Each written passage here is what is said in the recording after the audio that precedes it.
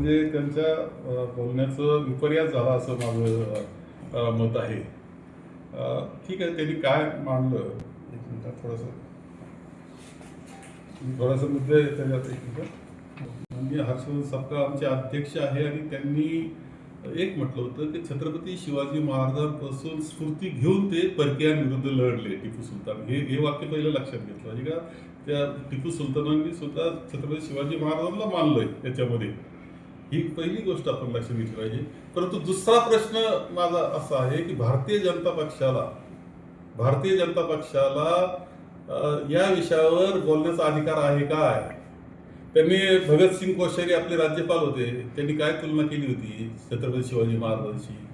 त्यांना तर तुम्ही त्यांचा सन्मान केला, त्यांना पद्मभूषण केलं वाटतं. म्हणजे कशा करतात छत्रपती शिवाजी महाराजांचं त्यांनी अवहेलना केली होती खरं म्हणजे.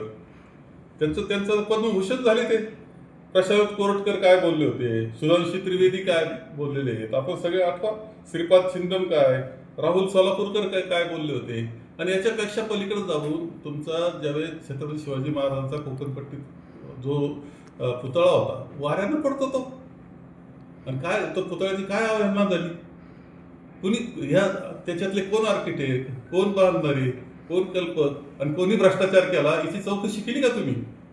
छत्रपती शिवाजी महाराजांच्या बाबतीतली श्रद्धा दाखवण्याचा खोटा प्रयत्न भारतीय जनता पक्षाने करू नये. त्यांची कोणतीही श्रद्धा ही छत्रपती शिवाजी महाराजांवर नाही, ही वस्तुस्थिती आहे. कारण वेळोवेळी त्यांनी अपमानच केलेला आपल्या सगळ्यांना दिसतो. छत्रपती शिवाजी महाराजांचा पुतळा वाऱ्यानं उडून जातो, त्यावेळेस का नाही तुम्ही निषेध केला त्याचा? त्यावेळेस का गप्प बसले? काय चौकशी केली? कोण आहे गुन्हेगार त्याचं? याचंही उत्तर मिळालं पाहिजे. एकीकडे भाजपचे नेते म्हणतात की सपकाळांची जीभ छाटली पाहिजे, काळा फासणाऱ्यांना बक्षीस ठेवलेत त्यांनी. असं त्यांना काहीच अधिकार नाही छत्रपती शिवाजी महाराजांवर श्रद्धा दाखवण्याचा. तो अधिकार त्यांनी गमावलेला आहे. वेळोवेळी त्यांनी छत्रपती शिवाजी महाराजांच्या बाबतीत चुकीचे उद्गार काढलेले आहेत.